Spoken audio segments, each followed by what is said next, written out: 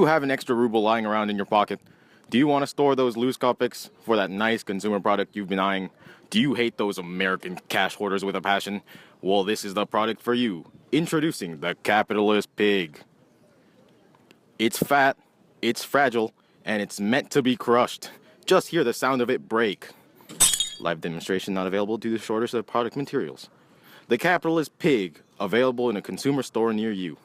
Prices may vary. Store queues may last from 3 hours to 3 years. We interrupt this message to bring you the breaking news. But first, the national anthem. Viewers at home, please stand and salute for our beloved country's song.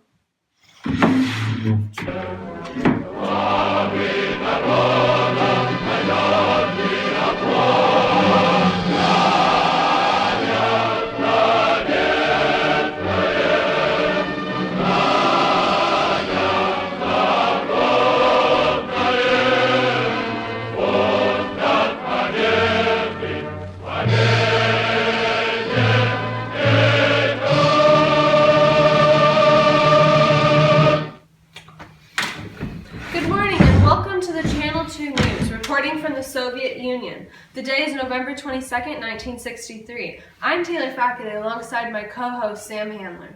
Thank you, Taylor. On behalf of our team, we want to thank you for paying your respects to our much-loved country. Today we will be looking over the Cold War. Yes. First up, we are going to talk about our country's main goal in the Cold War. The Cold War started because communism was a concept that needed to be spread throughout the world. We believe that communism is superior to capitalism. Capitalists will destroy our main ideas and principles of communism. Yes, Taylor, but don't forget that this followed the end of World War II. We had a goal of maintaining the Germans' weakness. Oh, I'm sorry. My producers are telling me to interrupt this segment to bring our viewers breaking news. Let's send it to Michael. Thanks, Taylor. I'm here outside the White House in Washington, D.C. The United States President, John F. Kennedy, has just been assassinated when he was riding in a motorcade. This shows how weak the United States are that they can't even protect their own president. Now, back to you. Michael, we are going to take it back to 1961 when we completed the first space race. We won the race against the corrupt United States of America. Yuri Gagarin, the first man in space, completed the first orbit around the Earth. Yeah, take that, America. We also sent the first satellite into space, too, on October 4th, 1957. Sputnik, our beloved creation, was a 58-centimeter diameter, polished metal sphere with 4 external radio antennae to broadcast radio pulses. Some pretty hefty equipment. Must be a fortune. Yeah, I agree. Now that those Americans see that we can send a satellite into space, they will fear us. If satellites in space is a possibility, then the Soviet army should be able to send missiles from long distance. Now there's no need to hide missiles in Cuba and have an American naval fleet approach us. Indeed, Taylor. Khrushchev agreed on a deployment plan in May 1962 in response to NATO positioning their nuclear missiles in Turkey in 1958. And by late July, over 60 Soviet ships were en route to Cuba, some of them already carrying military material.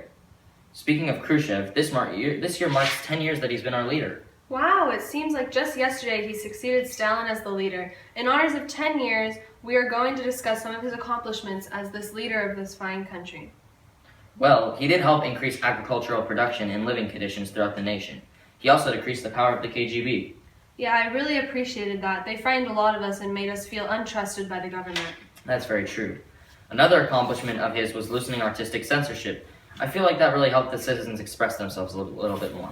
Yeah, that's definitely a good way to get some support from your country. All right, now we're going to send it to our reporters, Alan and Brian, for our topic of the day. The topic of the day is our progress against the United States.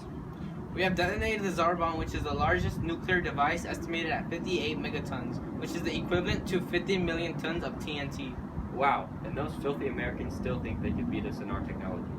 As we discussed earlier, the President of the United States was assassinated a couple of hours ago. This will leave their country weakened. Rumors say that a man named Lyndon Baines Johnson will take his presidency and be the new president of the United States. Wow, that must be pretty hectic for their country. Well, that's all the new updates we have for today, for the topic of today. Now back to you, Sam. Now we're going to send it to Taylor, who's out in the streets interviewing citizens of the Soviet Union. Hi, I'd like to conduct an interview with you.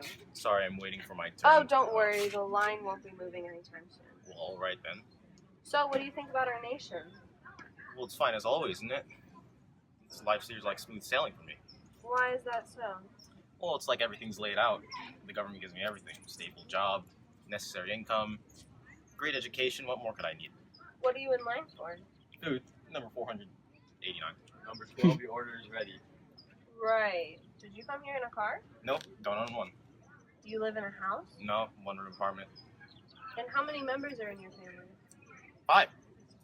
Are you really okay with that? What about those newfangled consumer products? No, those are too hard to get. Don't know any shopkeepers personally. Don't have any connections. The last time I queued up for an item was the capitalist pig. I was number 6,700 something. Right now I'm around 5,000 something. But Alrighty then. Thank you for your time today. right. And now we're off to Taylor with the hourly weather report. It's Taylor with the hourly weather report.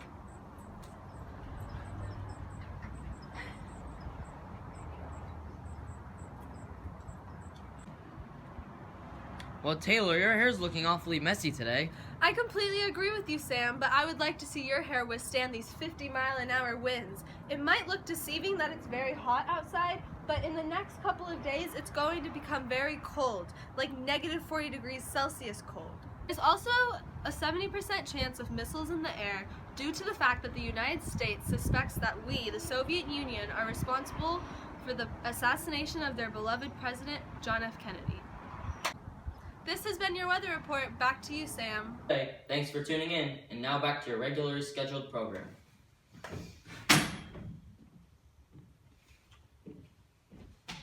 Are you tired of your old, worn-out Russian flask? It's weak, it's shabby, can't even withstand an explosion. Well, here's the bottle for you. Introducing the Kami Flask. Made of Earth's finest metals, it could withstand sickles, hammers, and even capitalism.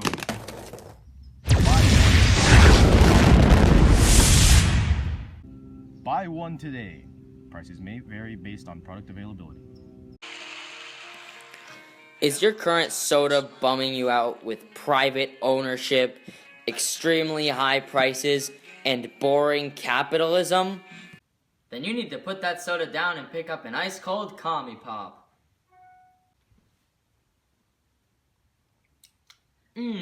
Bland. Great to share with your friends in equal portions. Go buy some Kami Pop today at your local retailer. Kami Pop, oh, Kami Pop. Boom, boom, boom.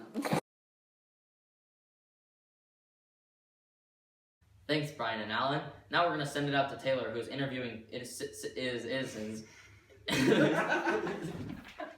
They say innocents. Turn on the shotgun. We can't do that. No, Sam. We interrupt this message to bring to you. Oh my God.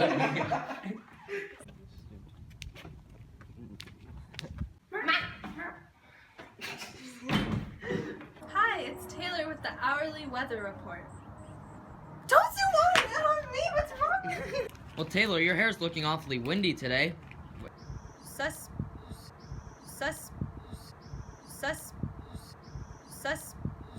Like tying yourself to that pole and then bungee jumping down.